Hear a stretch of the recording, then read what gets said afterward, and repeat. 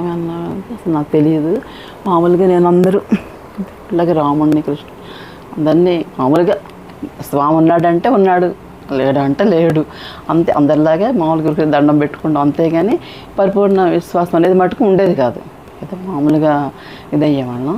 అయితే ఇంకో ఇక్కడ పెళ్ళయి ఇంకంతా పిల్లలు పుట్టినా కొంచెం ఆర్థికంగా ఇబ్బందులు కలుగుతూ ఉన్నప్పుడు ఏం చేయాలా ఏంటి అనుకుంటూ ఉన్న సమయంలో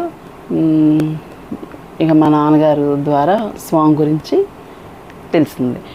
తెలిస్తే సరే చూద్దామనేసి ఒక పుస్తకం ఇచ్చారు. ఆ పుస్తకం చదివితే సర్లే భక్తులు అన్న వాళ్ళందరూ ఎట్టాగే రాస్తారు కదా అని ఇంకా అంత పట్టించుకోలేదు. అయినా మనసులో అయితే దండం అయితే పెట్టుకున్నాను. అందరూ అలా రాస్తారులే అని పట్టించుకోపోయిన తర్వాత కొన్ని రోజులకి మా ఇంట్లో ఒక ఆవిడ అద్దెకి వచ్చారు. ఇంకా ఆవిడ గొలంగుడి ఫస్ట్ వెళ్ళారు. వెళ్ళిన తర్వాత మా చెల్లి ఏం చేసిందంటే అక్కనికి కూడా కొంచెం ఆరోగ్యం అది బాగోదు, ఇంట్లో పరిస్థితి బాగాలేదు కదా. ఆవిడ గొలగమూడి అది వెళ్ళొచ్చినాక ఆవిడ అక్కడ స్వామికి దారం ఇస్తారంట. ఆ దారాలు అయ్యి ఆవిడ దండం పెట్టుకుంటే సరే అని ఆవిడకి స్వామి దారం అది ఇచ్చినట్టు చూపించారంట. ఆవిడ కడుపుంది వస్తావా అని అడిగితే సరేనే అని చెప్పి వస్తానులే ఇంకేమంత పట్టించుకోలేదు.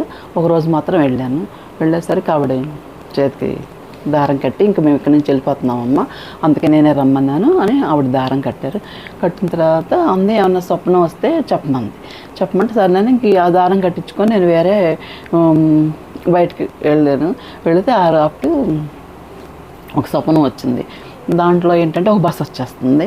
బస్సు వస్తుంటే నేను మా అబ్బాయి ఇద్దరం చిన్నపిల్లాడు ఇంక ఇలా వెళ్తూ ఉంటే బస్సు మీదకి వచ్చేస్తుంది. అమ్మ ఇంక ఈ బస్సు కింద అయిపోయాము ఇంకా అనుకున్నాను. కానీ బస్సు వెళ్ళిపోయింది, మేము బస్సు కింద అలా ఉండిపోయాం. అమ్మ ఇంత అనుభవం వచ్చిందని సరే ఇంక ఆవిడ చెప్పమన్నారు కదా, అమ్మ ఇలా నేను దారం కడితే నీకు ఏం అనుభవం వస్తుందో స్వప్నం వస్తే చెప్పు అన్నారు కదా. సరే ఆవిడ దగ్గరికి వెళ్ళి ఇలా జరిగిన తర్వాత పోన్లమ్మ మంచిది వెళ్ళలేదు. సరే గొలగమూడి వెళ్ళండి అంది. ఈ గొలగమూడి కూడా నేను వెళ్ళలేదు. అసలు స్వామి అంటే ఏంటో కూడా అసలు తెలియకపోతే అయితే ఒక్క ఫోటో మనకి తంబుర పొంటికి స్వామి ఇలా టవల్ కప్పుకొని తంబురాల అదొకటే ఫస్ట్లో తెలుసు. తర్వాత మిగతా రూపాలన్నీ మనకి తెలిసినవి. అది ఆ రూపమే నాకు తెలుసు కదా. సరే ఒకరోజు నేను ఒక చోట పడుకున్న సమయంలో కళ్ళ అనమాట ఎవరో ఒక అతని 40 ఏళ్ళు అలాగా ఉన్న అతని ఇలాగ పడుకుని ఉంటే అలా వస్తున్నట్టు అనిపించింది. కొంచెం భయం వేసి అమ్మ ఎవరైనా నేను ఒక్కదాన్నే ఉన్నాను ఎలా నడుచుకుంటూ వస్తున్నారు ఎవరా అని చెప్పి ముసుగు కప్పేసుకుంటే ఆయన గబగబా అలా వస్తూ ఉంటే ఇంకా పక్కలో కూర్చున్నట్టు అనిపించింది. అమ్మ ఎవరు నా పక్కలో కూర్చున్నారని కొంచెం జంక్ వచ్చింది. ఎవరు అంటున్నాను అంతే. ఇలాగా ముసుగు తీసి మొహంలో మొహం పెట్టి నేనమ్మ మీరు పూజించే వెంకయ్య స్వామిని అన్నారు. అంతే ఒక్కసారిగా అసలు తట్టుకోలేనంత ఆనందం వేసి గేట్ చేస్తున్నా. స్వామి పరిస్థితి ఎలా ఉంది మీకు తెలుసు కదా, కొంచెం ఆయన్ని మార్చి కొంచెం అంతరమో ఏదో ఒకటి ఇవ్వండి అని అంటే స్వామి ఒకటి ఇస్తే ఉంచుకుంటాడా అనేసి నవ్వుతూ అన్నారు. స్వామి అనగానే అమ్మో స్వామికి నేను ఇలాగ కట్టించాను కూడా తెలిసిందని మనసులో అనుకొని నేను కడతాను స్వామి అన్న. ఉంచుకుంటాడా అన్నారు. అని ఏం అవసరం లేదు 58 రోజులకు నీకు చాలా బాగుంటుంది అని చెప్పారు. అనగానే అవునా స్వామి అనుకొని మనసులో అనుకొని ఇంకప్పటికి గొలగముడి కూడా వెళ్ళలేదు. అసలు ఇంకా స్వామి అంటే అసలు ఏంటో తెలియదు. ఒక నాన్నగారు ఇచ్చిన పుస్తకం తప్ప స్వామి ఫోటోగా లేదు, అసలు ఏమీ లేదు.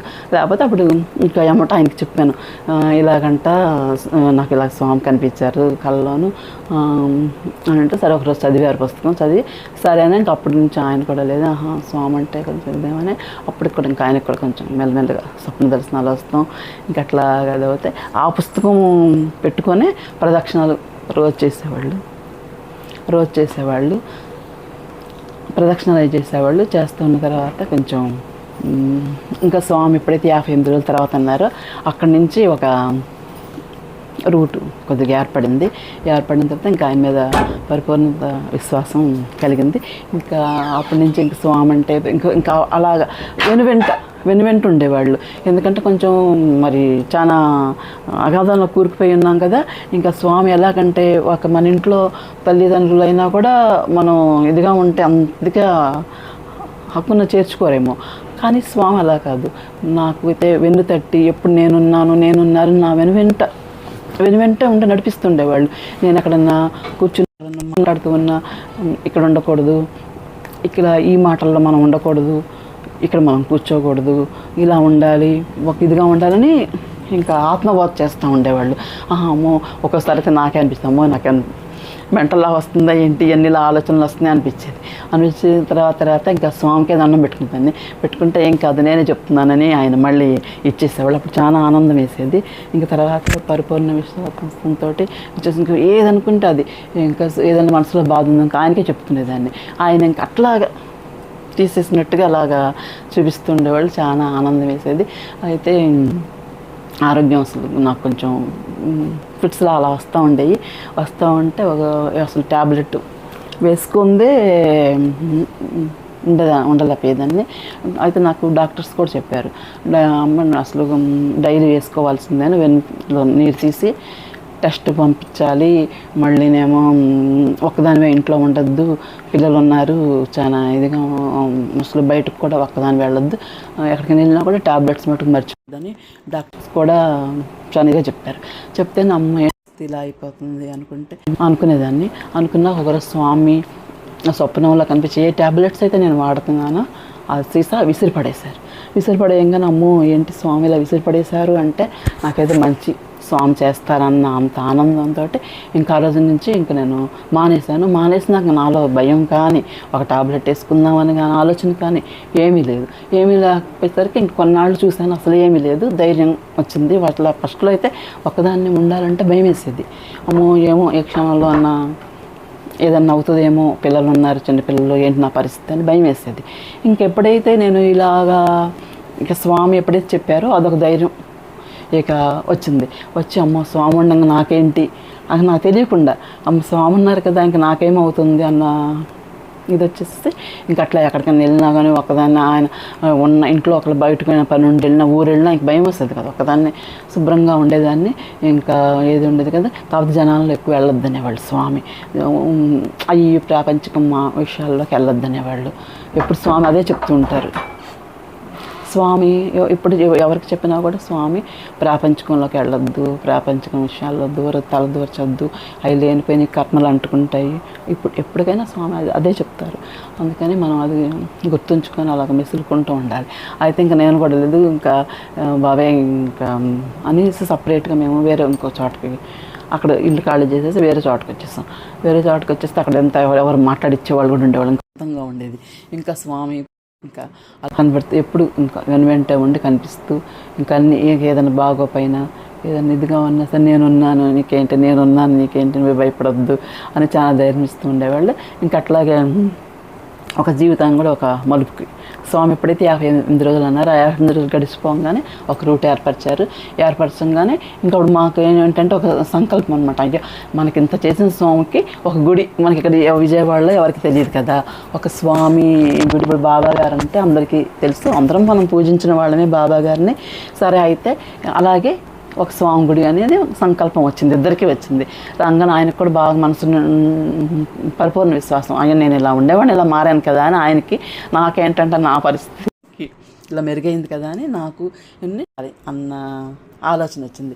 ఇక నా తపనంతా ఇంకెవరి మీద నాకు ఇంక జాస్తి ఉండేది కదా, ఎందుకంటే ఏదో షాప్ ఇచ్చారు అని చెప్పినట్టు నడుస్తున్నాయి కదా, ఇక స్వామికి మనం ఇది చెయ్యాలి, అది అలాగా ఆయన సమకూర్చాలి అన్న భావంతో ఇంక అలాగే ఉండేవాళ్ళం. ఎప్పుడు ఇంక ఇదే మనసులో అనుకుంటూ ఉండేదాన్ని. ఇంకెక్కడికి వెళ్ళినా సరే ఇక నాకు ఇంకా ఏ పిల్లల గురించి ఇంక ఎవరి గురించి కానీ ఇంకా దేని గురించి అడిగేదాన్ని, ఇదే అనుకుంటూ ఉంటే ఒకరోజు స్వప్నంలో స్వామి ఇంక వదిలిపెట్టట్లా, నేను ఇంక ఇదే కోరుకుంటూ ఉన్నాను కదా, ఎప్పుడైనా సరే ఆయన కోరుకునేవాళ్ళు, ఇద్దరం అదే కోరుకునేవాళ్ళం, ఇంకేం కోరుకునేవాళ్ళం కాదు. ఇంక తర్వాత అప్పుడు స్వామి ఒకరోజు తెల్లవారుజామున కల్లో చెప్పారనమాట, 26 శుక్రవారం బాగాలేదు, 27 శనివారం ఇంక ఇదే ఆయన చెప్పినమాట. ఇంకా ఇది నువ్వు ఇదని కానీ అది కానీ ఏం చెప్పలా, ఇవి ఒకటే చెప్పారు. 26 శుక్రవారం అంత బాగాలేదు, 27 శనివారం ఆ రోజు శంకుస్థాపన చేసుకోమని చెప్పారు. చెప్పంగానే ఇంక అమ్మట గబుక్కగా ఇలాగంగానే క్యాలెండర్ చూశాను, కరెక్ట్గా అదే ఉంది. ఉండగానే అమ్మో నా కోరిక ఇంకా అదే కదా, ఇంకా అమ్మట అంత చెప్పి నాకు ఇలా స్వామి చూపించారని ఇంకా అనుకోకుండా శంకుస్థాపన అనుకున్న దానికన్నా బాగా జరిగింది. ఇంకా గుడి కూడా స్వామి ఇక ఏర్పాటు చేసేసారు. ఇంకా తర్వాత ఇప్పుడు కూడా స్వామి ఇంకా ఆయనే ఇంక స్వహస్తాలతో కట్టించారనే మా భావన. ఆయనే ఎలాగైతే గొలగమూడులో ఎలాగైతే ఆయన నిర్మించారో ఇక్కడ కూడా చేశారనే నా పూర్తి విశ్వాసం నాకైతే.